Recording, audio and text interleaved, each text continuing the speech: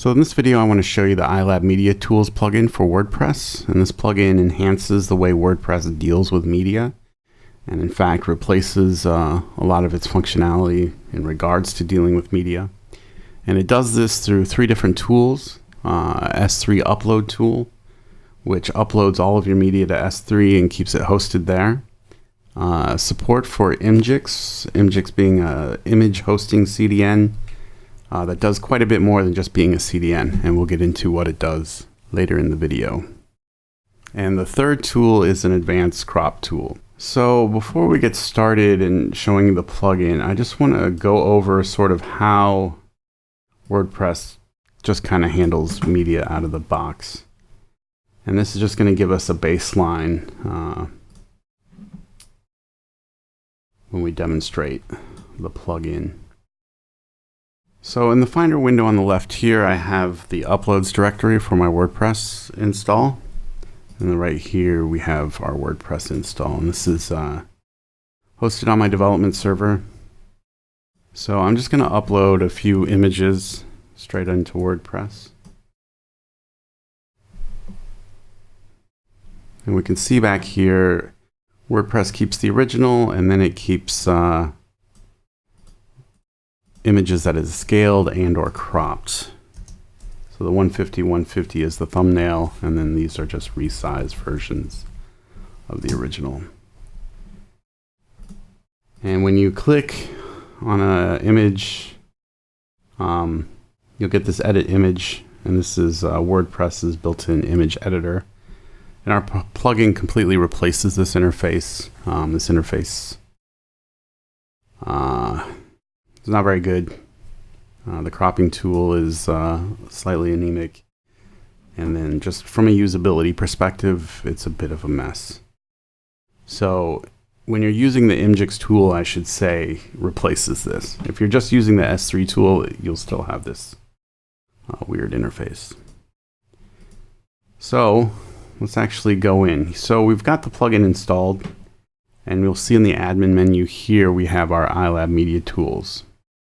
Now, if we come into the tool setting, you'll see that we'll have three options to enable or disable whatever tool that we want to use on our site. Now, for the sites that we build for our clients, we enable all three. Every site we build for a client, we use Imgix. And again, I'll show you why later in the video, but it definitely has radically changed the way that we build WordPress sites for our customers. Now, we don't generally just build themes and give them a theme for them to install. Most of our clients we're building larger WordPress sites for, or applications that ride on top of WordPress. And we'll show you a little bit of that in the video, I think. Just sort of how we approach WordPress development. So the first tool that I want to go over, of course, is the S3 and how this sort of works.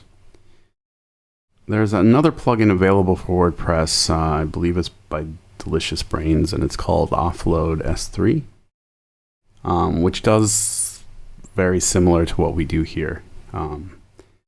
The cost for that plugin is slightly ridiculous for what it does. This plugin is free, so maybe not as many bells and whistles as the Delicious one, but it does what it needs to do. Now, some people viewing this might be wondering, well, why would I put my stuff up on S3 to begin with? And one of the weaknesses with WordPress is just the way it deals with media. If you're doing like a simple blog, then it's sort of a non-issue. But if you're doing a bigger site for clients that maybe, they're dealing with a lot of photos, large photos, whatever, you typically don't want to host that off your own server. You want that hosted off a CDN. It also makes replicating your environment, so from dev to staging to live, and maybe you have even a different WordPress install for actually editing the WordPress site by the client, which is typically what we do. You've got to shuttle that media around somehow. And typically what some people tend to do is they use like a script with rsync to keep everything synchronized, or they use NFS file shares or something like that. And all of that stuff just sort of becomes a weak point in your setup. And again, if you're just doing a simple blog, your little foodie blog or your vacation photo blog, this is probably totally overkill. But if you're doing a news site, or you're doing some site for a big client, or even a moderately sized client, the very first thing that we think about is where we're going to host this media. And it's always S3, and right now it's always with Imgix. So that's why this S3 thing is sort of important. And I would tell you, any site that even personal site that I would build for myself, I would build the same way, just because it makes dealing with the media a non-issue, a non-headache. So to show you the S3 stuff, we've come into our S3 settings here. And standard stuff, your access key for Amazon, your secret, the bucket on S3 that you want to upload to. Then we have two options here. The first one will delete the uploaded files from your WordPress server after they've been successfully sent to S3. The second option will delete from S3 when you delete that item from your media library. And down here we have our CDN settings. So if you've got a CloudFront CDN thing here, you'd pop the URL in here, or maybe you're using Fastly or some other CDN. This is where you would put in that URL. Now the second one is the document URL, and this is to split up if you have the need for images to be hosted on one and non-images such as audio, Word docs, PDFs, whatever, on a second. We had a client that had that requirement for whatever reason, so we've just added it in to this plugin.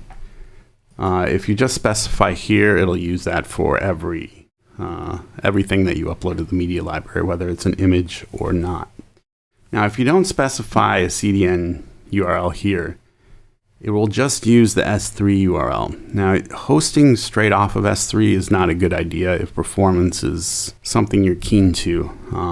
There's a lot of latency when you host on S3, so even though it might load quickly, the time from the request to when it starts sending it could be quite a bit.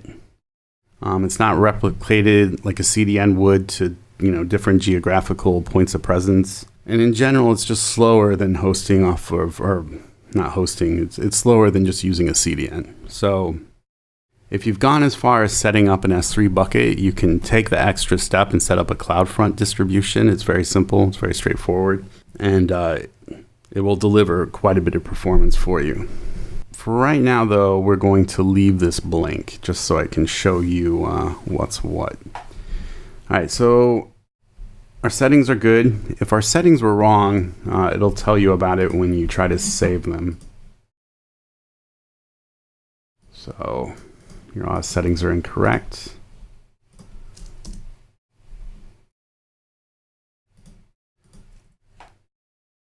Now, if it happens that you input the incorrect ones, you click Save Changes, you didn't notice this, and you went back to here, the S3 functionality would be disabled until you fix it. So let's go back into our media library here. Now you'll see these are still hosted on our local. They're not on Amazon yet. So let's move those to Amazon. So once you've got the settings right, there's a S3 importer tool that pops up. And really all this does is upload whatever's on your WordPress to S3 and then update the media in your library to reflect that. So all we have to do is come into the importer, click on our button here, and let this import our 3 media files up there. Now this runs in the background so you can go do other things and come back to it to see the progress. Okay, so you'll see that we're done now. We've finished up here, and we'll go back into our media library, and you'll see that we're now hosted off of S3.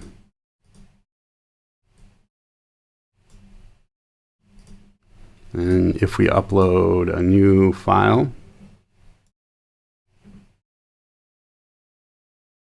you'll see on the left here on this server that WordPress is still doing the normal stuff where it's resizing, cropping, or whatever, but that's the stuff that gets uploaded to S3. And here you go, we're on S3 now. So let's put our CDN in front of that, and just to take a quick look to see what that looks like. So I've got my CloudFront stuff here.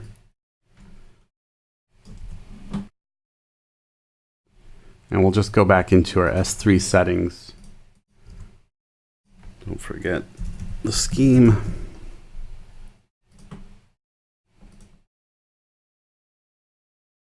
And then we'll go back into our media library.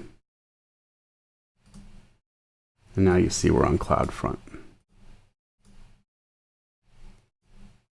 And of course, the first time you load this, the CloudFront's got to fetch it, so there'll be some latency, but any subsequent requests, and it will be pretty fast.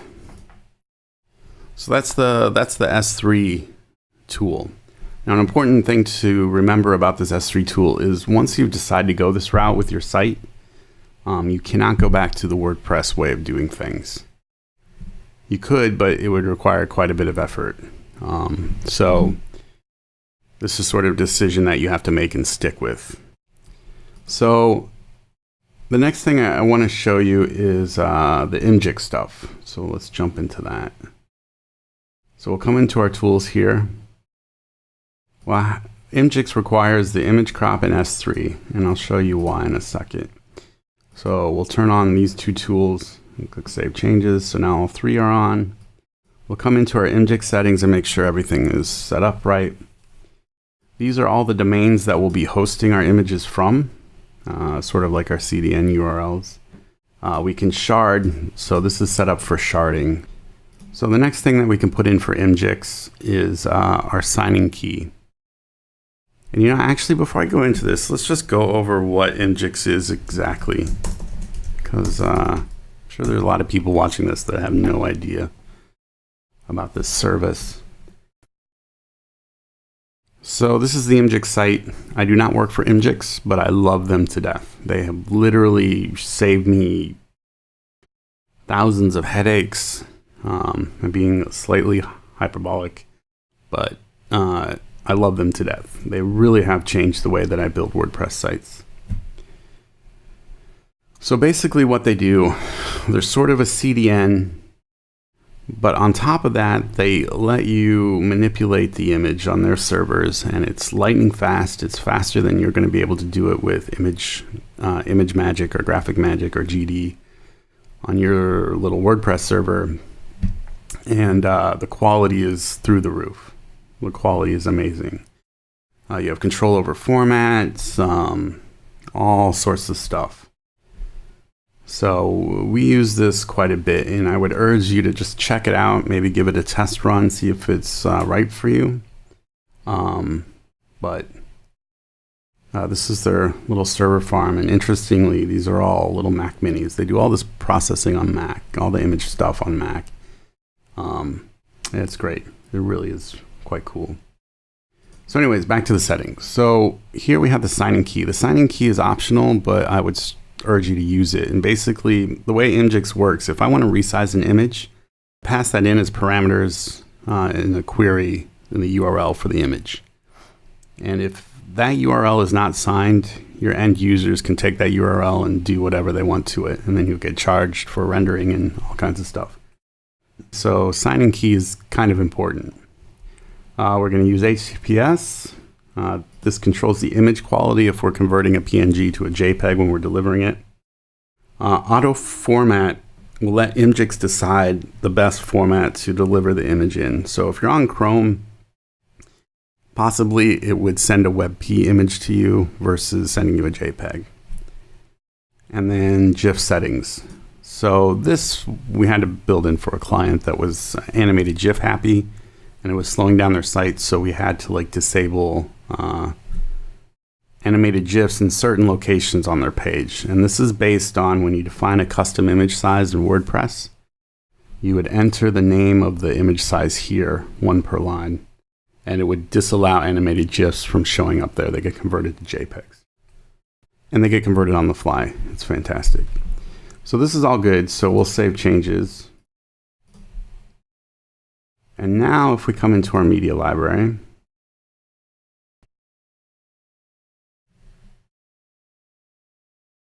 and we click in on an image, we'll see that we're now on imgix.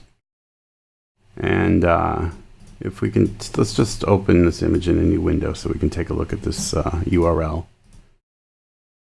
So this is what I was talking about, signing the URL. These parameters control how this image is rendered and delivered to the end user. And there's a ton of different settings that you can pass in there. You can crop, you can scale, all this stuff. And if you disable signing, anyone can craft their own URL, and it could potentially cost you money. So it's important that you do the signing. So let's look at the crop tool while we're here. And we had to write the crop tool to support Imgix because Imgix is doing the cropping for us. WordPress is no longer doing the cropping. So it's a pretty standard in terms of cropping plugins for WordPress. There's a few cropping plugins that have almost the exact same UI. And I think they're using the same JavaScript library we are. So there's nothing terribly exciting about this crop tool. It's certainly better than what comes with WordPress though. So up here you'll see if we had more image sizes defined in our theme, there would be tabs to crop that particular image size, depending on if the image size was croppable or not. And, everything else is pretty standard. But again, this is all happening on Imgix's side. So you see here we're saving the crop, but we're actually just waiting for Imgix to render it and give it back to us. And once they've done it, it's cached. So they're not doing this obviously every request. That would be stupid. But you'll see here the parameters that I was talking about. Here we're telling, okay, Imgix, I want you to crop it. Give me a progressive JPEG, the height, the width, the rectangle that we're cropping. So a lot of information passed in that URL to manipulate this image. So that's the cropping tool. And the other thing that we do is we replace that image editor that WordPress had. And now we support every parameter that Imgix gives you in terms of manipulating your image. So you can come in, you can adjust the brightness, the contrast, highlight, shadow, hue, saturation. You can sharpen it, you can blur it, you can stylize it with a tint, some effects, you can add a border. You can additionally add a watermark. So it's pretty powerful. And actually just sort of to dive into the way this works. And before I do that though, we're going to add a custom image size to our theme. Let me get PHP Storm running up here. Here we go. So I'm going to add a custom size to my theme. We're going to call this post header.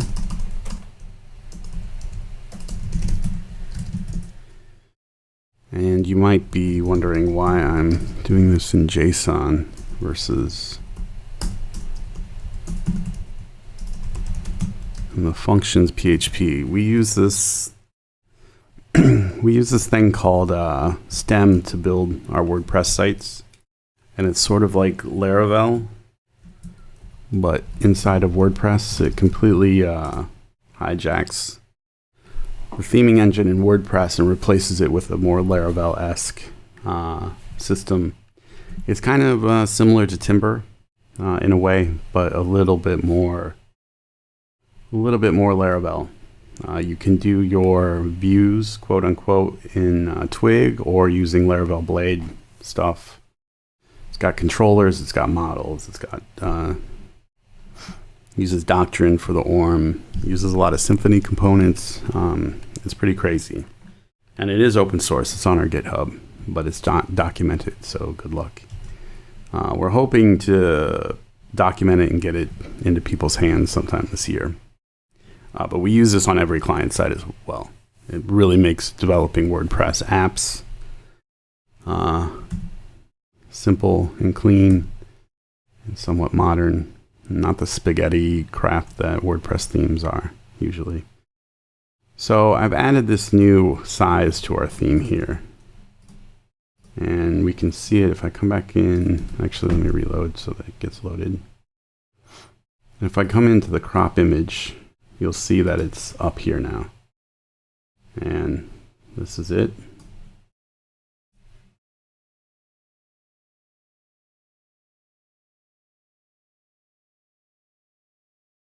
My network is a little slow tonight, otherwise this is usually pretty fast. And then let's go back into the image editor so we can do a little bit more. So we can do a little bit more in depth on this. So this is the source image. This is the original image. And any adjustments I make to this original image will flow down into any additional sizes that are generated from the source image. So for instance, if I come into the source image here and I tint it, and I click Save Adjustments,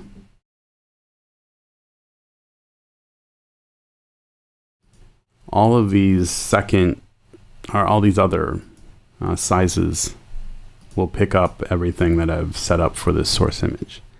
And I don't know if you've caught this, but that's how fast ImageX has worked. It's already kicked out all this stuff on the fly. So let me just reset this and save the adjustment. And now when I come in to these other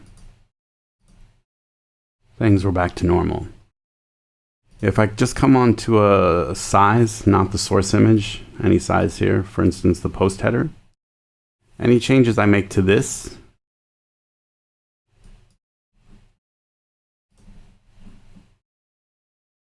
will not flow the other direction. So it only gets applied to that particular size. The cool thing that we can do with this is we can actually create presets that are applied to any size or any image that's using this size. So let's say that we want this, we want to blur it and we want to tint it. And we want every post header to have this tint. Sorry, I've got this image pop-up plugin for Safari and it gets in the way. So I'm going to come down here, click New Preset, call this Post Header Blur, and click OK. And I want to make this the default for this size. So any image using this size will get this treatment. And I'll save that preset. I'll close this out. And you'll see when I come in here,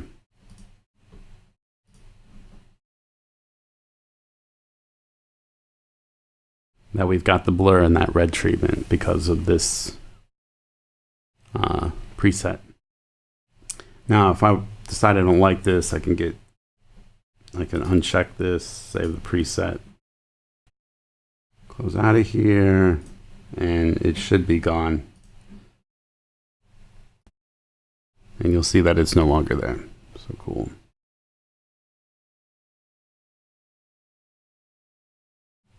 So that's the ImageX plugin in a nutshell. And it works like with your WordPress theme. You don't have to change anything.